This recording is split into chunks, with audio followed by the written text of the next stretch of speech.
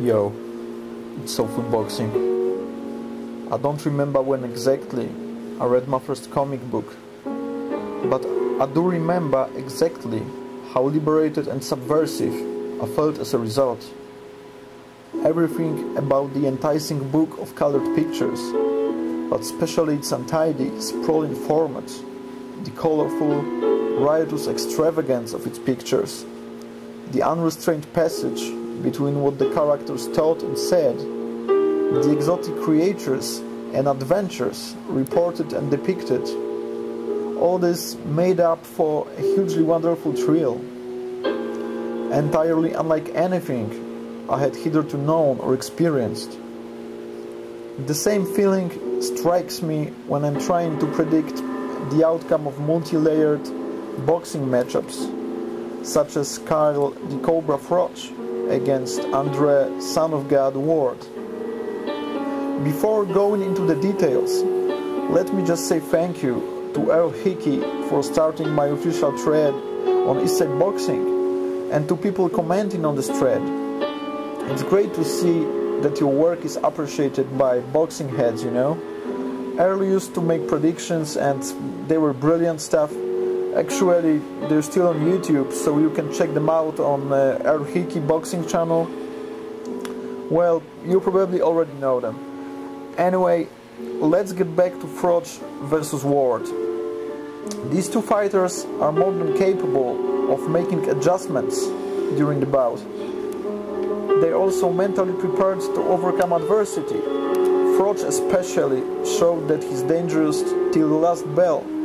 He can find a way to win in hard circumstances. As for Andre Ward, he's used to winning every round, but he's also adaptive to very awkward boxing styles. Fights against Bika and Abraham required a lot of focus, a lot of consistency, and Ward delivered. So maybe he's not as proven as Froch. Nevertheless, I'm not expecting Andre to buckle under pressure. In fact, I think that if Froch brings it to Ward, he will be countered all night. Check out Froch's fight against Durrell.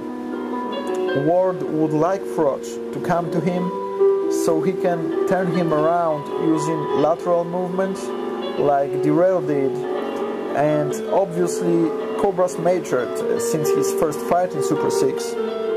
It's highly unlikely that Froch will constantly go forward.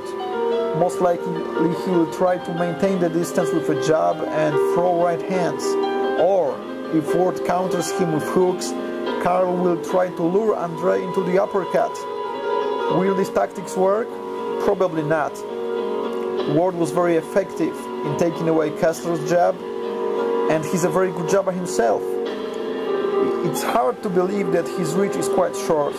He can also smother Froch on the inside or go in and out before Carl unleashes quick flurries. Son of God's got the tools to answer for Cobra's questions, although it will be interesting to see how exactly Ward deals with being forced to lead, because Froch's always showing some new dimensions of his game. He's able to counter from angles, and I think that he can fight fire with fire sometimes against SOG. I mean, pivoting and moving from side to side, throwing bombs. Carl can have some success here. Still, Ward's foot speed and hand speed are superior, so winning rounds will be very hard for Froch. Cobra's volume will be used against him. Opening up against a guy like Ward is an uphill struggle, and Froch's gotta open up at some point to win rounds. As much as I love Carl, it really looks like he's in catch-22 situation. SOG adapting to all Carl's adjustments and winning Super 6 after a fairly competitive fight. I'm quite confident in this pick. We all know that Cobra can bang, but he's not Iron Barkley to beat a great boxer by 1 punch KO. And while Ward can be hit, it's way too hard to hit him flush on the chin.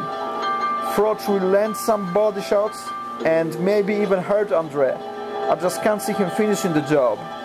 Ward will clinch and foul if necessary. Son of God can't be compared to young Bernard Hopkins in terms of power. Hopkins was knocking out fools for fun back in the days, you know.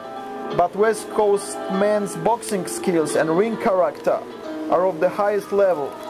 After watching his fights many times, you're starting to believe that he's a Black Jesus. He's switching stances, maintains perfect positioning all the time, and there's no style you can dominate him with.